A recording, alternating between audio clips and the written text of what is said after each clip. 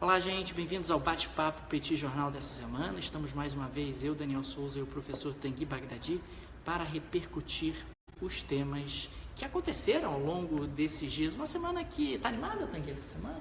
Tá bom, na verdade eu tenho uma pergunta para te fazer. Qual pergunta? Você vota nas eleições angolanas? Eu não voto nas eleições angolanas, gostaria muito de estar votando, mas em Angola as eleições, você sabe que tem digamos assim, uma alternância pequena de presidente. Então, mas é exatamente por isso que eu quero te perguntar, porque eu estou fazendo essa pergunta para ele, não sei quantas pessoas sabem, mas o pai dele nasceu em Angola, ele tem toda uma ligação com o povo angolano e tal, e tem eleições hoje em Angola, e as eleições elas são marcantes pelo fato de que é a primeira vez... O Zé Eduardo Santos, né? O Zé Eduardo Santos não vai concorrer. Ele é presidente há 40 anos, né? Então, ele decidiu que... 40 não. 38. 38, perdão, né? Eu arredondei aqui, não deveria. Realmente é menos tempo que eu imaginava, então ele está apenas 38 anos na presidência e ele vai sair. Então, eu acho que é uma eleição que vale a pena observar. Nem sempre a gente repercute todas as eleições aqui, mas essa eleição em Angola agora eu acho que vale a pena observar, porque é a primeira vez em muito tempo que vai ter eleições em que de fato a gente não sabe exatamente quem é que vai ganhar. Agora, uma coisa importante é que tem havido mudanças constitucionais de última hora para que a família dos Santos preserve alguns dos seus poderes. Então isso também é algo que ainda não está exatamente claro o que vai acontecer e como é que esse processo vai ser encerrado. Eu fiquei sabendo que o seu sonho é casar com a filha dele, é isso? A filha dele, não é que o meu sonho seja casar com a filha dele, mas... Ser herdeiro dela eu até gostaria. Até gostaria. Como é que é o nome dela mesmo? Isabel dos Santos. Isabel dos Santos. É a mulher mais rica da África, é isso? É a mulher mais rica da África. Tá. É a mulher mais rica da África. Então... Ela tem inclusive uma participação expressiva na NOS, né, que é uma companhia de telefonia importante em Portugal. Saiu até uma matéria essa semana, se não me engano foi no New York Times, fazendo referência justamente aos pesados investimentos angolanos em Portugal, que tem havido realmente um certo refluxo e uma externalização de recursos por parte da elite angolana. E, aliás, é uma relação tradicional de Angola, né? Portugal parece até natural, até por conta da colonização, por conta da língua e tal, mas as relações elas estão um pouco estremecidas há algum tempo. Tem algum tempo, por exemplo, que o próprio presidente não vai a Portugal. As relações não andam lá muito boas, até por conta de críticas que Portugal vem fazendo a Angola.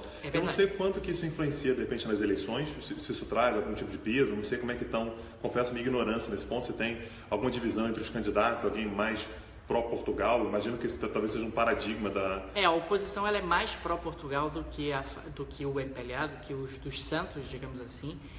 Portugal tem tido uma ótima relação com outras ex-colônias, como é o caso de Moçambique. Sim. O próprio Marcelo Rebelo, presidente de Portugal, é Marcelo Rebelo, né? Eu sempre acabo trocando. Mas o Marcelo Rebelo teve no ano passado em Moçambique, tem uma relação boa com Moçambique, diferente do que acontece em Angola. Angola é a ex-colônia portuguesa mais rica, com exceção, claro, do próprio Brasil, se a gente considerar o Império Português, e as relações nos últimos tempos têm estado um pouco estremecidas, sim, por conta de uma postura crítica dos portugueses em relação a esse monopólio político, digamos assim, que tem acontecido na ex-colônia.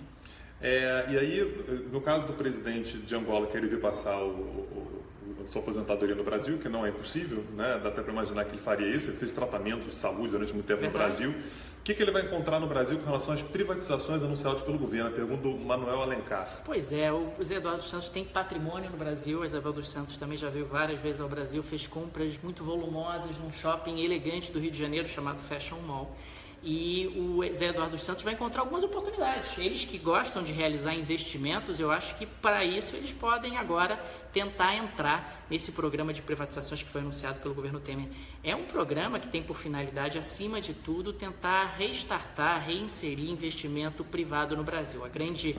O grande atrativo, são dois, na realidade, dois atrativos. Um é a privatização do aeroporto de Congonhas, que é o aeroporto mais lucrativo do Brasil, e o outro a privatização do sistema Eletrobras. No caso do sistema Eletrobras, a gente está falando de uma situação onde, nos últimos anos, a Eletrobras tem tido prejuízos muito expressivos depois daquela atabalhoada intervenção no setor elétrico realizada pela ex-presidente Dilma.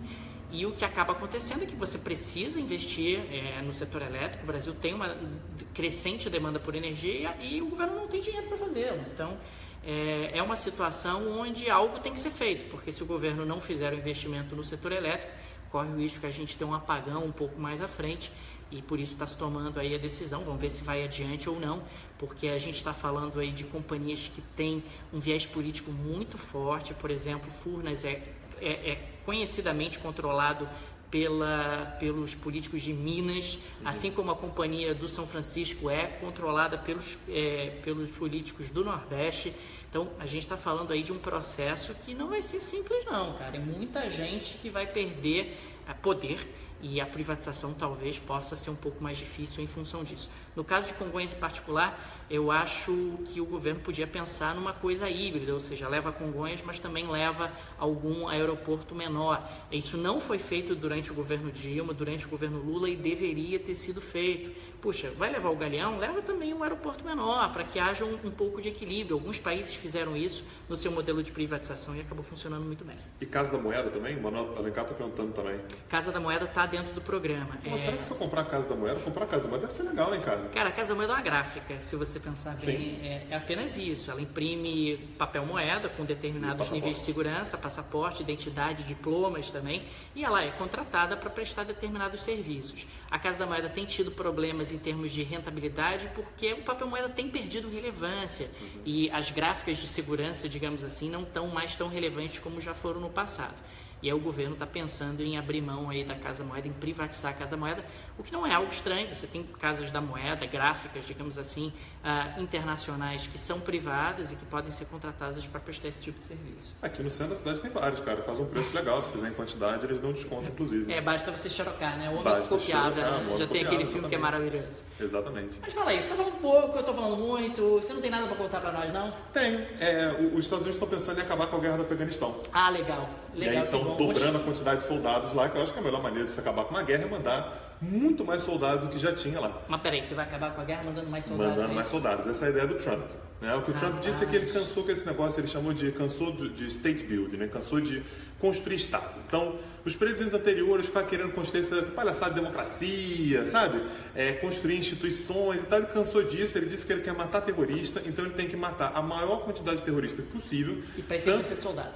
Tanto do Talibã quanto do Estado Islâmico, que estão lá, e para poder ir embora. Quando eu digo que o Talibã está dominando uma parte do Afeganistão, é o mesmo Talibã que os Estados Unidos entraram lá para acabar com eles no ano de 2001, também conhecido como há 16 anos atrás. Ah, meu Deus. Então eles estão há 16 anos caçando o Talibã e o Talibã continua lá, e agora o Talibã tem inclusive uma companhia que é o Estado Islâmico. Então a guerra ao terror realmente é um sucesso. Existe alguma chance dos talibãs estarem lutando contra os Estados Unidos com armas dos Estados Unidos que foram entregues aos talibãs na guerra contra a União Soviética da década de 80? Isso é uma certeza. É uma certeza. Isso é uma garantia. E inclusive você pensa, o Talibã... Falei meio rápido, né? Mas deu pra entender, né? Então, e o Talibã é sunita radical e tem como inimigo o Estado Islâmico, que é sunita radical. Os dois odeiam os Estados Unidos e se odeiam mutuamente. Mas peraí, cara, sunita radical com sunita radical deve ser amigo. Não, mas eles interpretam diferente o Islã. O Islã é diferente, um tem interpretação, o outro tem outra e tudo. Eles não se casam, eles se odeiam profundamente e agora os Estados Unidos estão tentando agora não para matar mais... radical e sunita radical é a mesma interpretação, cara. Tem variação dentro do sunismo radical? Claro que tem variação. Rapaz, os protestantes são todos iguais? Não, são bem diferentes. Os católicos são todos iguais? Não então, são. É a mesma coisa, só que aí eles vão pro lado do radicalismo. Entendi. Então essa é a situação simples que a gente tem no Afeganistão. O Trump disse que ele quer acabar com a guerra, então ele vai matar todo mundo logo. Aquele menino Obama não tinha prometido que ia sair do Afeganistão? Tinha. Ele não saiu, não? Então, o Bush prometeu, o Obama prometeu também, agora o Trump prometeu. Cada um com a sua vertente, nenhum deles vai sair. Essa guerra do Afeganistão ela vai durar um tempinho ainda. Rapaz, complicado isso, hein?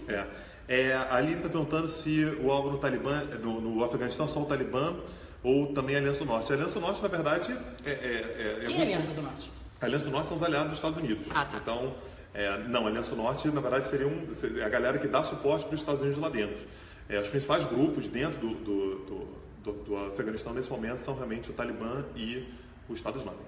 Olha, estão ali colocando o alto índice de rejeição do Macron, cara. Olha, rapaz, tá bravo você ele. que é especialista em França aí, rapaz, fala aí. Ele tá com uma rejeição altíssima por conta... Corrupção, acredita? É mesmo? Nossa, deve ser horrível morar num país que a rejeição é baixa, assim, é alta, na verdade, por causa Mas ele, pessoalmente, ou o governo dele? Não, na verdade, é integrante do governo. Na verdade, ele está completando 100 dias agora e já tem alguns integrantes do governo dele que foram... Mas ele tem uma técnica ótima. Ele diz que não sabia de nada. Essa é uma boa maneira. Diz que não sabia de nada, que ele foi traído. Isso funciona, cara. Ou então, o que ele pode fazer também é apelar para o Congresso absolver e falar assim, opa, o povo decidiu, estou absolvido, não tem problema, vamos seguir em frente. Também é uma opção boa. Então, eu acho que o Macron tinha que fazer um estágio em determinados países que são acostumados com esse tipo de acusação e fica tudo tranquilo, fica tudo bem. Entendi. Corrupção, né, cara? Pode viver com ela. Pode, tranquilamente. O Brasil está acostumado a 450 anos de corrupção e tá aí, né? Maravilha. Maravilha. Acho que é isso. Mais alguma coisa? Nada. Um abraço. Tchau. Até a próxima.